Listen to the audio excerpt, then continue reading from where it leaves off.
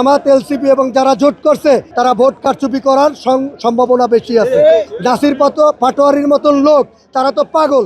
আমরা দেখতাম আগে ওবায়দুল কাদের ভাঙ্গা রেডিওর মতন সারাদিন কথা বলতো, এখন এই নাসির উদ্দিন পাটোয়ারি ভাঙ্গা রেডিও, এই ডোল বাজে না, এই ডোলে এর কথা কেউ শোনে না। বর্তমান জামাত আর এনসিপি তারা যে জোট করছে তাদের মাঠে কোনো ভোট নাই, এই জন্য তারা জোট করছে।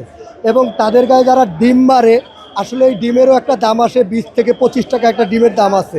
এই ডিমটা মাইরেন না, কারণ হলো তারা যে কথা বলে এই কথাগুলো জনগণের কাছে যায় না। জনগণের কথা বলতে হবে জনগণের কাছে, এমন কথা যে কথা জনগণে ভোট দিবে, তাদেরকে তো ভোট দিবে না। আর এই জামাত দেখেন, তারা বলতেছে, ওই দিন জামাতের আমির একটা কথা বলল, 60 বছরের উপরে যারা তাদেরকে স্বাস্থ্যসেবা দিবে। আরে 60 বছরের পরে তো মানুষ মারাই যায়, তাদেরকে আবার স্বাস্থ্যসেবা কিভাবে দেবে? এগুলো হলো উলফাট কথা, কারণ হলো তারা হলো মোনাফিকি কথা।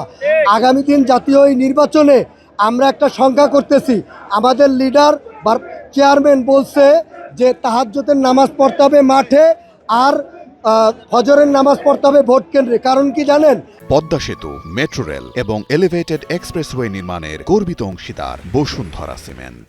আমরা একটা সংখ্যা দেখতেছি, এই জামাত এলসিপি এবং যারা জোট করছে তারা ভোট কারচুপি করার সম্ভাবনা বেশি আছে।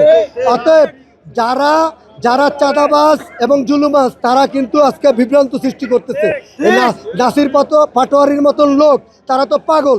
আমরা দেখতাম আগে ওবায়দুল কাদের খুব বাজে বাজে মন্তব্য করতো, ভাঙ্গা রেডিওর মতন সারাদিন কথা বলতো, এখন এই নাসির উদ্দিন পাটোয়ারি ভাঙ্গা রেডিও, এই ডোল বাজে না, এই ডোলে এর কথা কেউ শোনে না। অতএব আগামী দিনে জাতীয় নির্বাচনে আমরা একটা সংখ্যা করতেছি, তারা রাত্রে ভোট কারচুপি করতে পারে। এই জন্য আমার লিডার এই কথা বলছে, ফজরের নামাজ আপনারা ভোট সেন্টারে থাকবেন, আপনারা পাহারা দিবেন, তারা ভোট কারচুপি করার একটা সম্ভাবনা আছে। আর একটা কথা দেখেন, তারা অলরেডি বিদেশি প্রবাসীদের ভোট কারচুপি করছে। অতএব তাদের মন মতন যদি না হয়, তারা ভোট ভাঙচাল করার একটা সুযোগ আছে, তারা ভোট বর্জন করার একটা সম্ভাবনা আছে। অতএব আমি বলতে চাই, জাতীয় এই নির্বাচনে সবাই ঐক্যবদ্ধভাবে নির্বাচন করেন, এই নির্বাচনে অংশগ্রহণ করেন।